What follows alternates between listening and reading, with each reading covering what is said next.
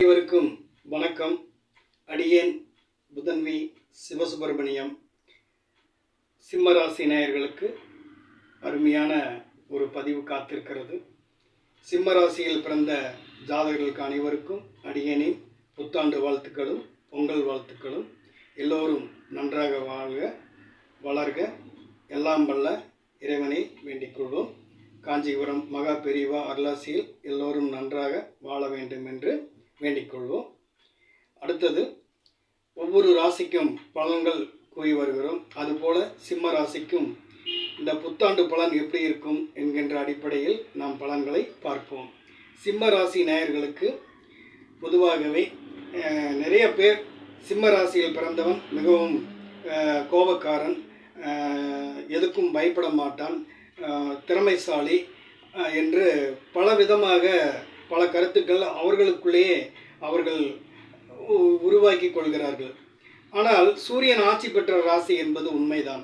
அதே சமயம் சிம்ம ராசியில் மகம் நட்சத்திரம் இருக்கின்றது, உத்திரம் நட்சத்திரம் இருக்கின்றது. அதே சமயம் மகம், உத்திரம், பூரம் இந்த 3 நட்சத்திரங்கள் சிம்ம ராசியில் இருக்கின்றது. சிம்ம ராசியில் பிறந்தவர்கள் நெஞ்சுறுதி படைத்தவர்கள், எஃகு இதயம் படைத்தவர்கள் என்று கூறலாம். எதற்கு அஞ்ச மாட்டார்கள் என்றும் கூறலாம். அதே சமயம் மகம் நட்சத்திரம் என்பது ஆளுமை திறன் அதிகம், அரசு துறையில் மிகவும் சிறந்து விளங்கக்கூடிய அதிகாரிகள் என்கின்ற அடிப்படையில், தலைவர்கள் என்ற அடிப்படையில் சிம்ம ராசியில் மகம் நட்சத்திரத்தில் பிறந்தவர்கள் வாழக்கூடிய யோகம் உள்ளவர்கள்.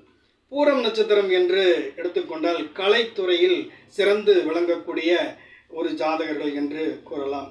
உத்திரம் நட்சத்திரத்தில் பிறந்தவர்களை நாம் கையெடுத்து கும்பிட வேண்டும். காரணம் என்னவென்றால் சுமை தாங்கி என்றுதான் கூற வேண்டும்.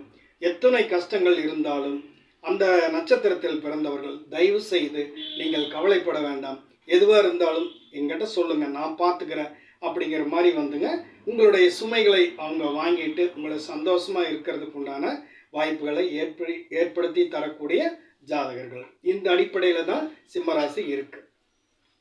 இப்போ பார்த்தீங்கன்னா புது வருஷம் சிம்ம ராசிக்கு எப்படி இருக்கும் அப்படிங்கிறத நம்ம பார்க்குறோம். அது எப்படின்னு சொன்னீங்கன்னா புது வருஷம் பார்த்தீங்கன்னா சிம்ம ராசிக்கு வரக்கூடிய குரு பயிற்சியும் ராகு கேது பயிற்சியும் ஒரு நல்ல மாற்றத்தை கொண்டு வருதுங்க.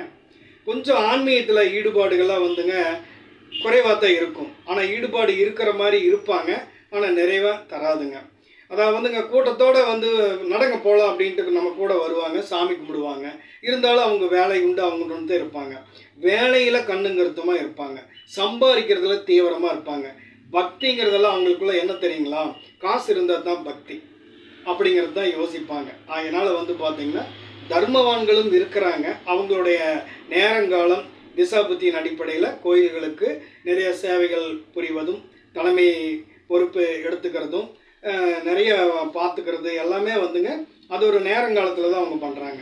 எல்லா காலங்களையும் அப்படி பண்ண மாட்டாங்க. அப்படி இருக்கிறதுனாலங்க கேது பயிற்சியாகிறப்போ ராசிக்குள்ளே தான் கேது பகவான் வர்றாருங்க.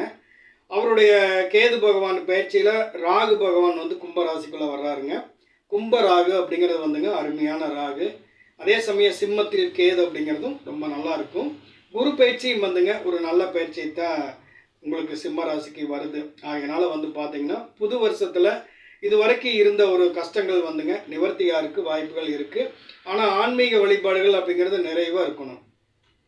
பொதுவாக வெளியில் நம்ம பச்சை துண்டு பச்சை வேஷ்டின்னு கட்டிக்கிட்டுங்க உள்ளூரை ஒரு தவறான எண்ணங்களோட, தவறான பழக்க வழக்கங்களோட, தவறான நண்பர்களோட பழகிறதெல்லாம் சிம்ம ராசிக்கு ஆகாதுங்க. தனித்திரு விழித்திரு பசித்திருங்கிற மாதிரிங்க அவங்க தலைவனாக இருக்கிறது நல்லது தான். ஆனால் கூட்டு ஆகாதுங்க. கூட்டு என்னைக்கு இருந்தாலும் அவங்களுக்கு ஒத்து வராது. அந்த அடிப்படையில் வரும் காலம் சிம்ம ராசிக்கு ஒரு நல்ல காலம்ங்க. தயவு செய்து நீங்கள் சிவன் வழிபாடு செய்யுங்க, திருவண்ணாமலை கிரிவலம் செல்லுங்க. அதே சமயம் இந்த நட்சத்திரத்தில் பிறந்தவர்களுக்கு நட்சத்திர கோயில்கள் அடியானுக்கு கண்டிப்பாக தெரியும். அடுத்த பதிவில் இந்த ராசியில் பிறந்தவங்களுக்கு, இந்த நட்சத்திரத்தில் பிறந்தவங்களுக்கு எந்தெந்த பரிகார கோயில் இருக்கிறது அப்படிங்கிறத தெளிவாக நான் உங்களுக்கு சொல்லுவேன். அந்த நட்சத்திரத்தில் பிறந்த ஜாதகர்கள் அந்த கோவிலுக்கு சென்று சிறப்பு வழிபாடு செஞ்சு உங்கள் குடும்பத்தோட சந்தோஷமாக நீங்கள் இருக்கணும், உங்களால் எல்லாரும் நல்லா இருக்கணுங்கிற ஒரு அருளாசியோட அடியேன் நன்றி. வணக்கம்.